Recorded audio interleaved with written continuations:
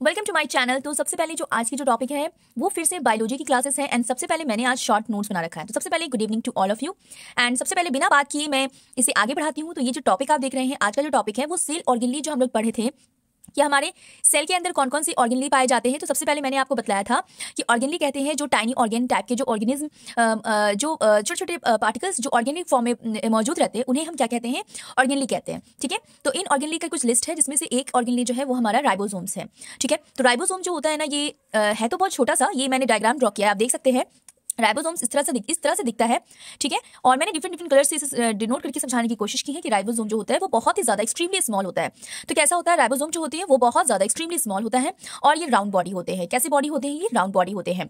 ठीक है, ये जो है ये फ्री स्टेट में मौजूद होते हैं। फ्री स्टेट का सेंस ये है कि मैंने बताया था ये जो सेल होता है, ठीक है, सेल के अंदर क्या होता है, साइटोप्लाज्म होता है। साइटोप्लाज्म क्या है, तो साइटोप्लाज्म एक विस्कस लिक्विड है जो कि क्या है, जो कि न्यूक्लियस को छोड़ करके पूरे सेल की जो पार्ट है ना उसमें वो क्या है, वो मौजूद है। ठीक है, अब ये जो साइटोप्लाज्म है ये विस्कस लिक्विड है जिसमें ना राइबोसोम्स जो है ना वो चिपके हुए होते हैं। ठीक है, चिपके हुए का सेंस ये है कि ये अपना या तो फ्री स्टेट में मौजूद होंगे या फिर आप इसे न्यूक्लियस के ऊपर देख सकते हैं। ठीक है, तो मैंने यहाँ लिख दिया है कि ये फ्री स्टेट में पाए जाते हैं साइटोप्लाज्म के अंदर और राइबोन्यूक्लिक एसिड और प्रोटीन से मिलकर के ये बने हैं। ठीक है, तो ये मिलकर किसके बने हुए हैं, तो ये आप याद रखिएगा इसकी जो कंपोजिशन है राइबोसोम्स की, ये राइबोन्यूक्लिक एसिड एंड हमारा प्रोटीन है। ठीक है, तो अब इसकी फंक्शंस की बात करते हैं। तो इसकी फंक्शंस बेसिकली क्या है, इसकी सिर्फ एक ही फंक्शन सबसे ज्यादा इंपॉर्टेंट है, that is the protein synthesis.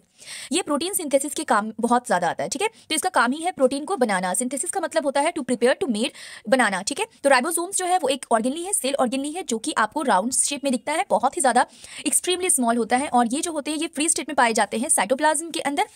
और इसकी जो कंपोजिशन है इसको आप वीवीआई में रख लीजिए क्योंकि ये जो है ना ये बहुत इंपॉर्टेंट है, ये राइबोन्यूक्लिक एसिड एंड प्रोटीन से मिलकर के बनते हैं। ठीक है, तो ये था हमारा राइबोसोम्स का, आई थिंक क्लियर हुई होगी। अब जो हमारी दूसरी टॉपिक है वो भी बहुत ज्यादा इंपॉर्टेंट है क्योंकि वो क्या है, वो है माइटोकॉन्ड्रिया।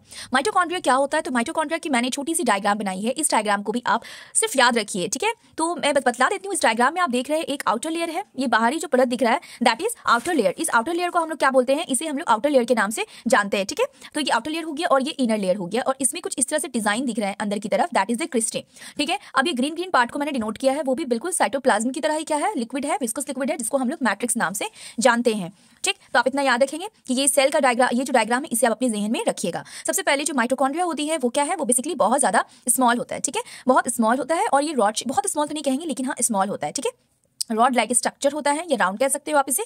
और इसकी बात अगर हम करेंगे, बहुत इंपॉर्टेंट है, अगर सवाल आएगा ऐसे कौन सी ऑर्गेनली जिसकी मेम्ब्रेन 2 होते हैं, तो आपको इसमें से माइटोकॉन्ड्रिया भी आते हैं क्योंकि माइटोकॉन्ड्रिया में इनर मेम्ब्रेन होता है एंड आउटर मेम्ब्रेन होता है।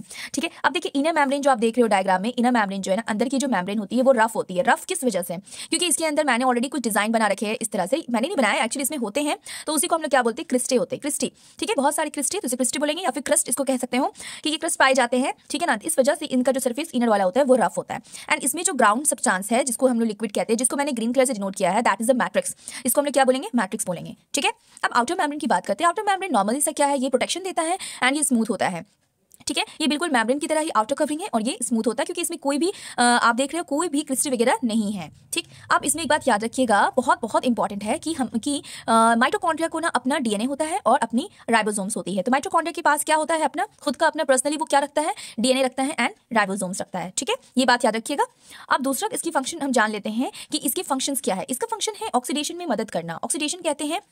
अब देखिए जो मैंने इनर एंड आउटर आपको समझा दिया, ये इसकी अपनी पर्सनल क्या होती है, तो डीएनए एंड राइबोसोम्स होते हैं। अब एक इंपॉर्टेंट फिर से यहाँ मैंने लिख दिया है ग्रीन पॉइंट से कि power house of the cell के नाम से भी ये जाना जाता है। अगर आपके पास सवाल रहेगा कि माइटोकॉन्ड्रिया का दूसरा नाम हम लोग किस नाम से पुकारते हैं, इसे कौन से नाम की उपाधि दी जाती है, तो power house of the cell कहते हैं। ठीक है, इसका मेन बेसिकली फंक्शन है कि ये ऑक्सीडेशन के टाइम में मदद करता है। ऑक्सीडेशन तो आप जानते हो रिस्पिरेशन के टाइम में। ठीक है, तो इसका काम है कि ये एनर्जी प्रोवाइड करता है। ठीक है, एनर्जी प्रोवाइड करेगा, वो भी किस फॉर्म में, तो हमें जो एनर्जी मिलती है वो एटीपी की फॉर्म में मिलती है। एटीपी का फुल फॉर्म भी मैंने लिख दिया है, एडेनोसिन ट्राइफॉस्फेट कहते हैं। ठीक है, अब देखिए यहाँ पे एक बात और याद रखिएगा कि इसकी फंक्शन जो है ना, एक ये भी है कि इसका काम है कि ये प्रोटीन के सिंथेसिस में मदद करता है। ठीक है, तो सबसे ज्यादा इंपॉर्टेंट ये है कि इसकी जो फंक्शन है वो ये है कि ये जो है power house of the cell है, जो कि सेल के अंदर ना रह करके सेल को, हर सेल में जितने माइटोकॉन्ड्रियाज होते हैं सबका ये काम होता है कि वो सेल को एनर्जी प्रोवाइड करे, एनर्जी बनाकर दे। ठीक है, एनर्जी क्रिएट करे और वो भी एनर्जी जो क्रिएट होगी जिस करेंसी के फॉर्म में क्रिएट होगी दैट इज द एटीपी के फॉर्म में। ठीक है, तो ये बात आप याद रखिएगा। मैंने अभी राइबोसोम से माइटोकॉन्ड्रिया समझाया है। नेक्स्ट टॉपिक मेरी जो होगी वो मैं